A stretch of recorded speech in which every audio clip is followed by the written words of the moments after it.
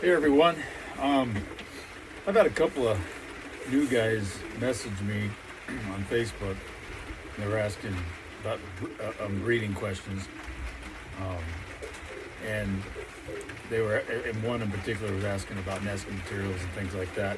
You know, it's stuff that you and I take for granted all the time because it's just what we do, right? Keep it short and simple.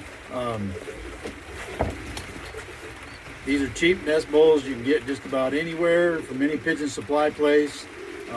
As you'll notice, they have no holes in them. This is what I call a premium one. You'll notice they have the holes in them, and that's kind of the most important part of this video, why I wanted to make it. One of the things that is absolutely critical with your nest bowls, whichever you choose, is that they stay dry. And that is why you'll see this one has holes in the bottom and has holes in the sides.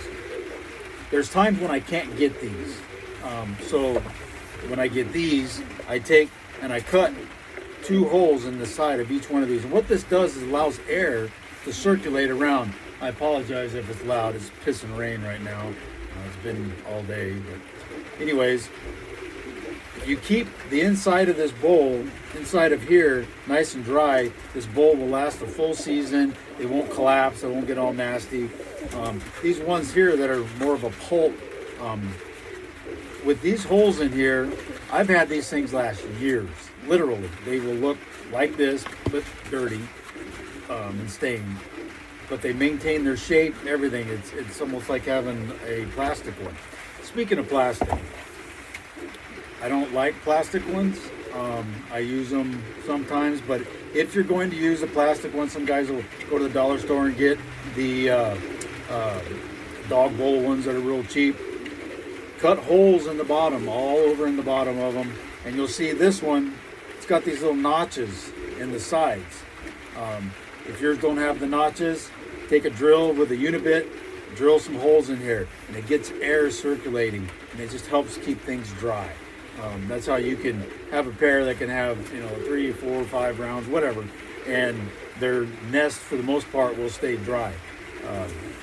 Another thing real quick, I'm a big advocate of nest pads. These are the Versalaga ones. See all this dust flying around, it's kind of weird.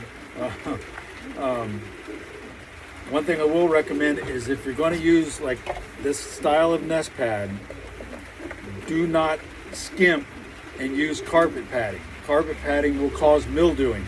You don't want mildewing.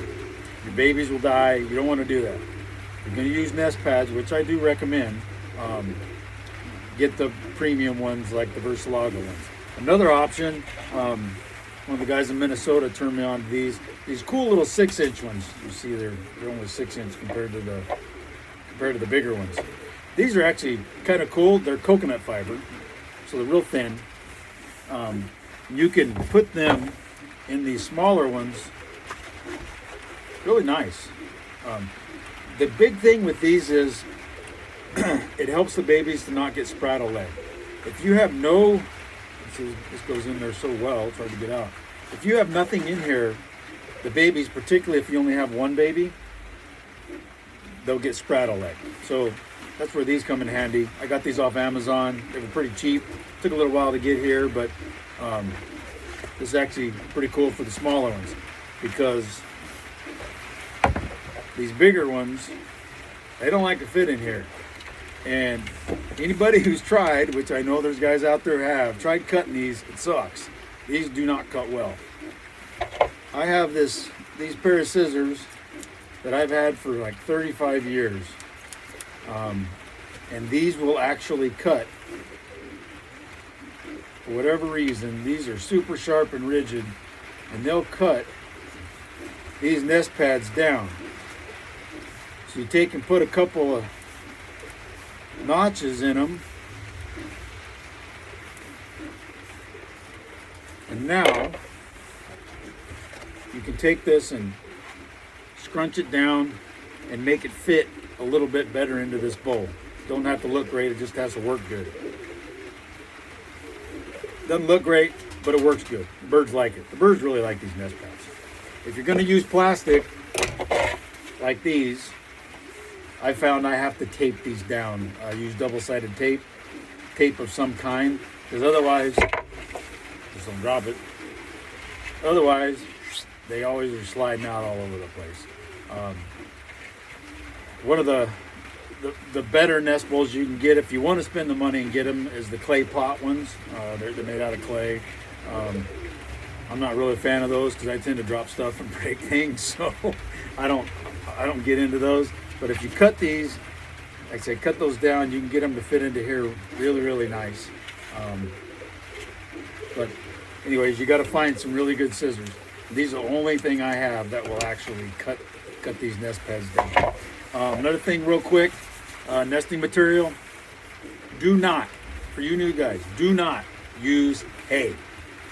Hay mildews, it molds. Do not use hay. My go-to forever has always been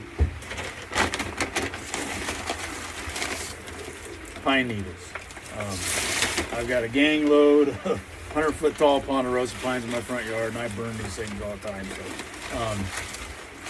pine needles are the best. Ideally, the birds love fresh green pine needles because they can actually weave a nest. It's pretty cool to watch with the green ones because they'll shape a nice, beautiful little nest in there. The dry ones, they kind of break and everything, but they really like the pine needles, and they're fairly plentiful if you have access to pine trees. Like I said, like I do. Some guys will use straw. I'm kind of not a fan of straw during the wet part of the year because they can get real damp. It does work. It does work okay. Another thing too, I'm not going to get some better, is kitty litter. I like to put kitty litter down in the bottom of my bowls. I know I've done a couple of videos on this last year or two. This kitty litter works really good for the moisture to help absorb moisture, as if you're not using nest pads. Put a little kitty litter down in there, let them make a nest right on the top of it, and you'll be in business. So anyways, a couple quick tips. The one thing that you take away from this is whatever paper nest bowl that you choose to use, man, this thing's dusty. Cut holes in it. Okay, cut holes in it so it can ventilate. And even these cheap ones will last you a full season because they actually will stay dry. So anyways, that's a couple of pro tips, and I hope answer some of the questions for you new guys. Like I said, I had a couple of guys that were messaging me that were getting into pigeons, which is a good thing. And these are things that us pigeon guys kind of take for granted, just normal operating procedure, right? Well, you guys don't know this stuff. So anyways, just a couple of quick tips. Again, you don't have to spend a lot of money. Get you some nest pads. Observe your birds too. That's one thing I wanted to bring up too. Observe your birds. You'll see different ones like different things. You'll always have that pair that wants to nest on the ground if you do open loft.